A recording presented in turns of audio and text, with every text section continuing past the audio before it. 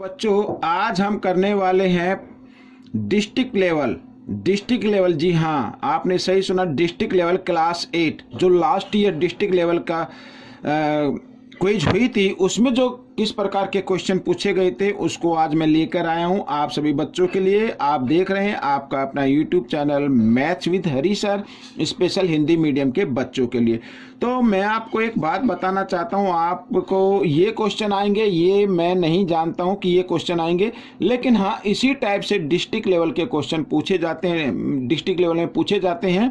तो मैं आपसे रिक्वेस्ट करता हूं आप इसी टाइप के क्वेश्चन की प्रैक्टिस कीजिए और पार्टिसिपेट कीजिए और अच्छी रैंक लेके आइए। आइए देखते हैं क्वेश्चन नंबर फर्स्ट क्या कहता है। देखो यहाँ पर प्रश्न नंबर 1 कहता है, लिखा है, एक किताब को 5/7 भाग पढ़ने के बाद 18 पृष्ठ शेष हैं।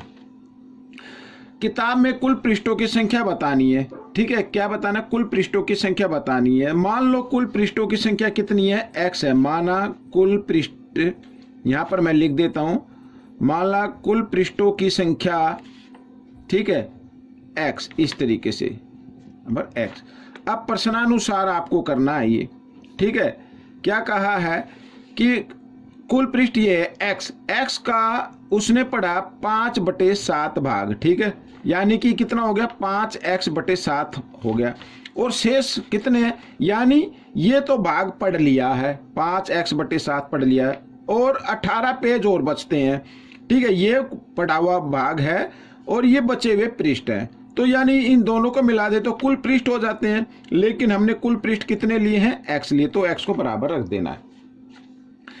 आइए अब करते हैं 5x/7। अब ये x वाला जो पद है इसको ले आए आप इस साइड में, तो इधर आकर ये घटा में हो जाएगा, इसके नीचे 1 मान लीजिए, और 18 को लेके आना है आपको इधर सीधे हाथ की तरफ, तो घटा 18 हो जाता है। ठीक है, अब 7 और 1 का आपको लेना है लघुत्तम।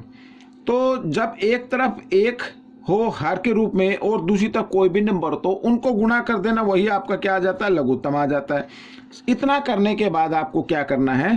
क्रॉस में भी गुणा कर देना है। तो 1 को 5x से 7 करेंगे तो 5x, और 7 को x से 7 करें तो क्या आ जाएगा? इधर घटा 7x आ जाएगा। ठीक है, बराबर घटा 18 ऐसे।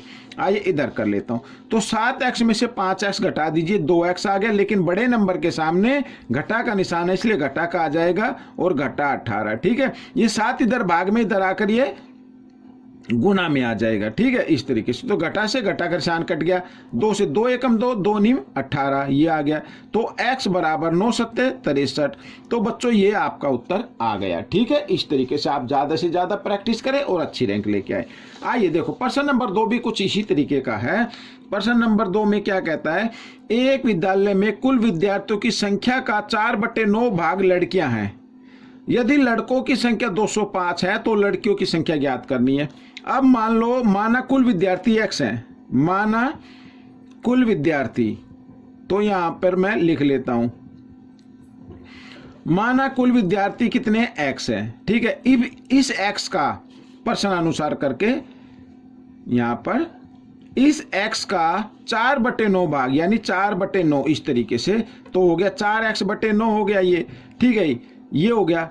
तो अब अगर मैं इधर करना चाहूं तो 4, ये तो हो गई लड़कियां और ये हो गए लड़के, लड़के को भी, तो इन दोनों को जमा कर दे तो कुल विद्यार्थी आ जाता, जो कि हमने x लिया हुआ है।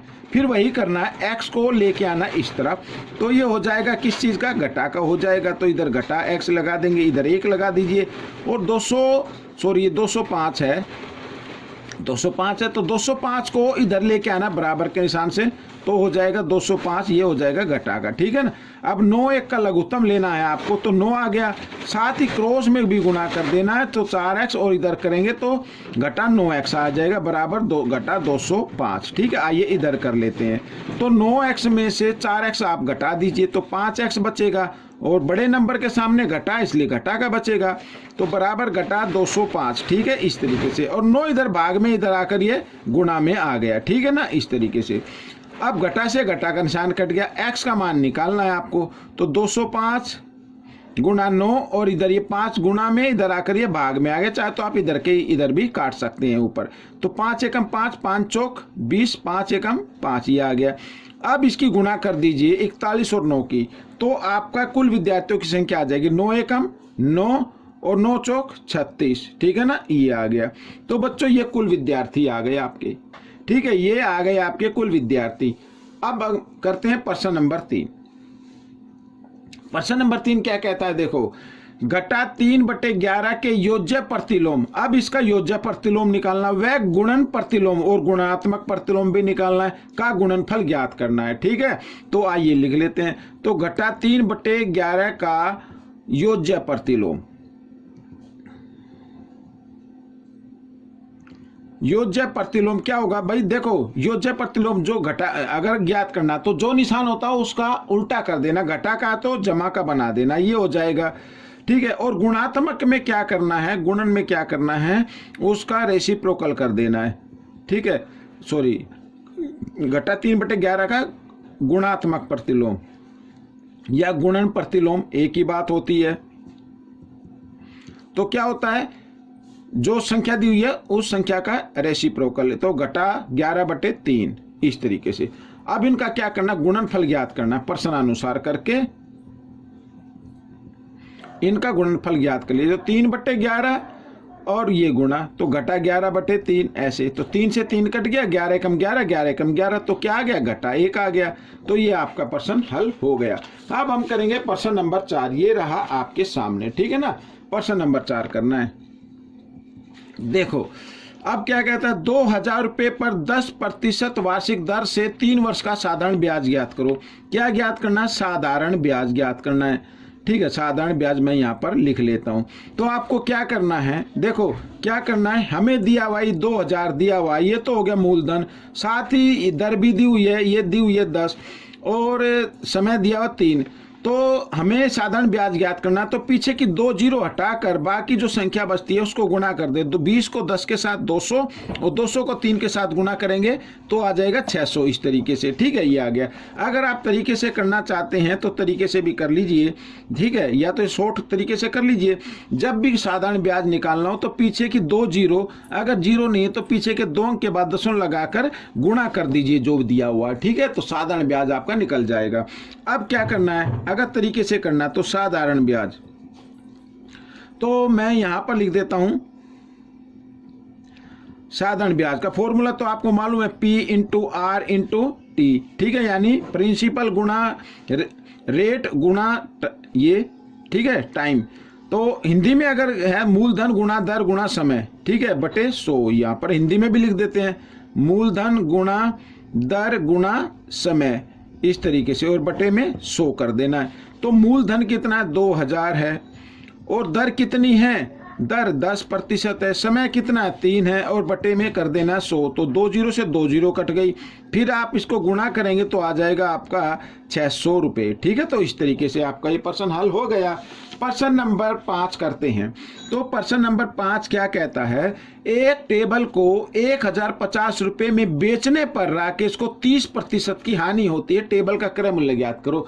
अब बच्चों विक्रय मूल्य दिया हुआ, साथ ही हानि दी हुई है, क्रय मूल्य निकालना है।